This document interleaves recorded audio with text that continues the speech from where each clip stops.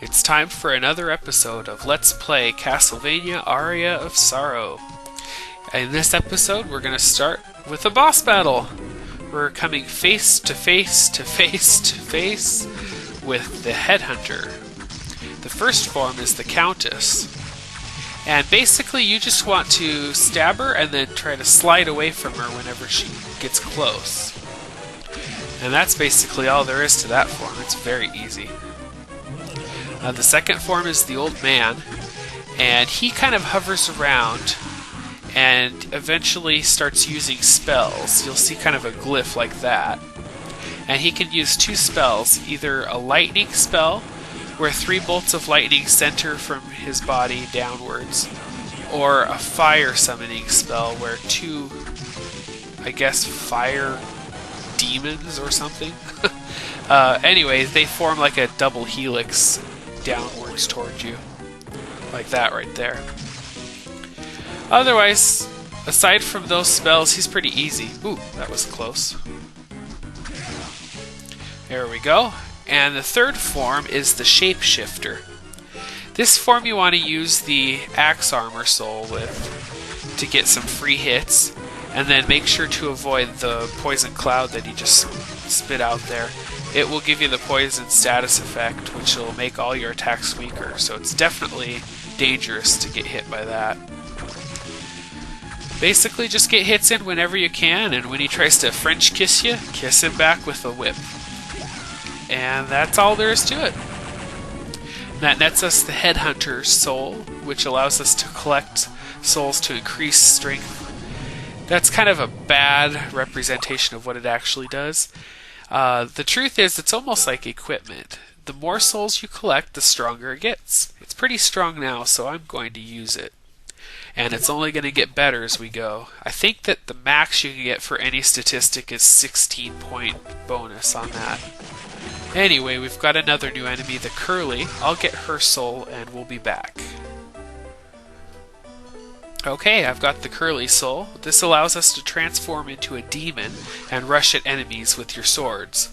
It's actually the first of 3 transformation souls that we'll see throughout the game, and they basically only have one use, which I'll get to later. There we go. And we also got one of the drops from her, which is the skull necklace. I'll show you that. It's an accessory, but it's a pretty bad one at this point. I'll get her other one now. Okay, I've got the other accessory, which is the flame necklace. And this one's a little better. Yeah, it's got some defense points and intelligence, but it lowers luck, and I prefer my ancient belt in actuality, so I'm going to switch over to that. And I'm going to get rid of my ghost dancer for Headhunter. And we'll continue exploring. Okay, we've got another new enemy now, which is the Valkyrie, the Norse goddesses of death. I will get her soul and her drops, and we'll be back. Well, I've got the Valkyrie's soul, which allows us to slash enemies with a sword. It basically summons a giant Valkyrie to do your bidding. And her sword thrust is really strong.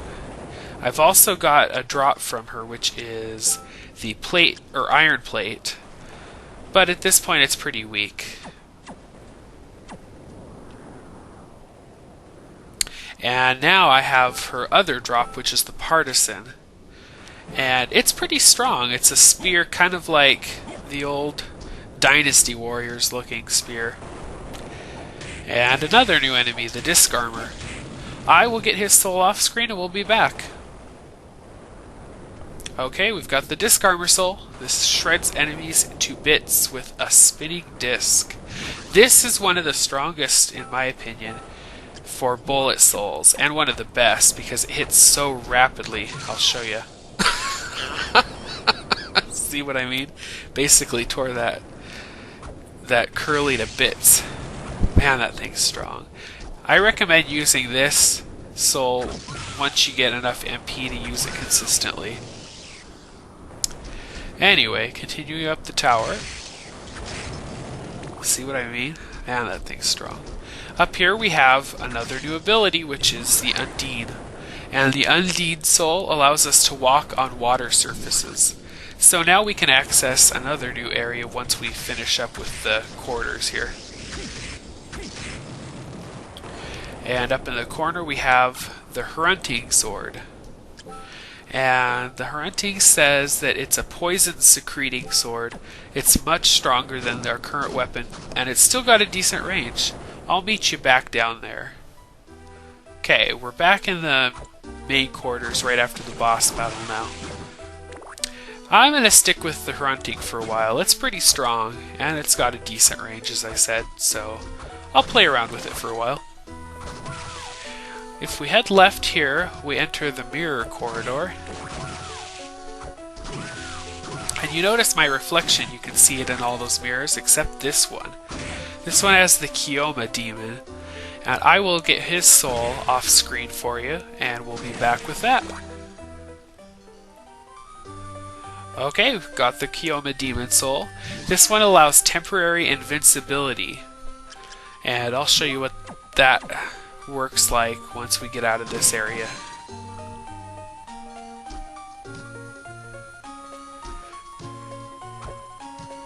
Here we go.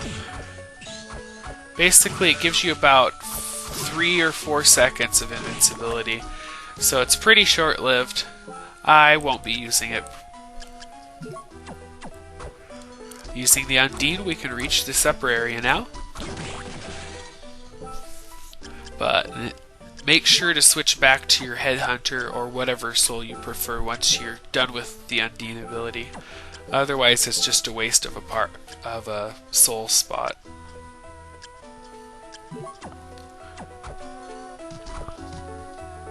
And moving on.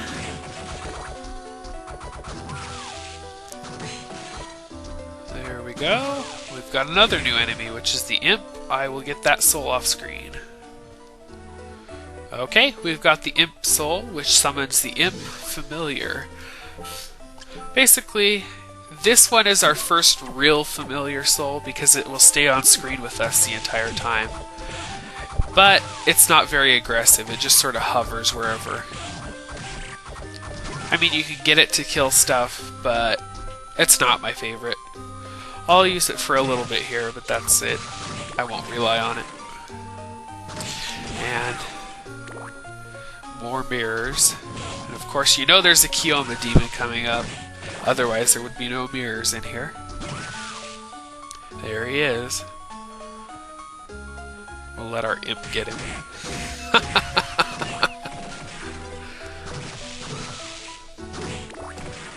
And at the end of this hallway, we have a teleporter. So now we can teleport up here.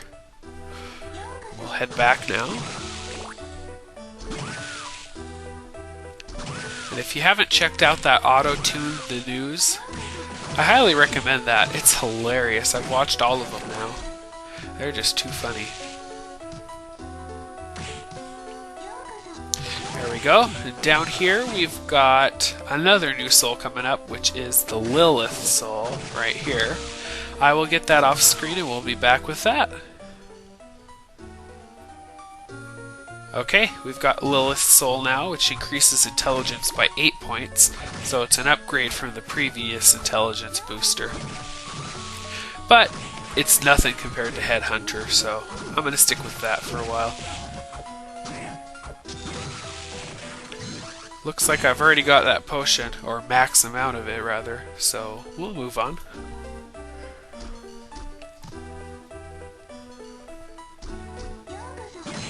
And actually, I think I'm going to go right,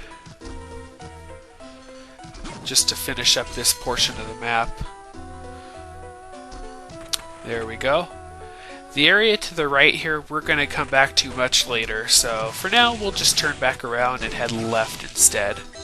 And clear up the last portion of the map that we can reach.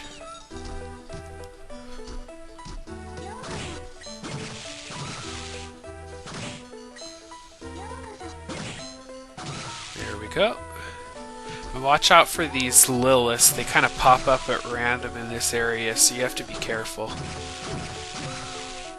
There's another one right at the end of the hallway. If you're not on your guard, she'll get you. There we go. Alright, and that's pretty much the rest of this quarters. I'll head out back to the castle corridor where we're going to end up. It'll look familiar. And that'll pretty much finish up this episode of Let's Play Castlevania Aria of Sorrow. In the next part, we will use the Undine soul to reach an area that we couldn't get to much earlier in the game down below us. And we'll see you soon.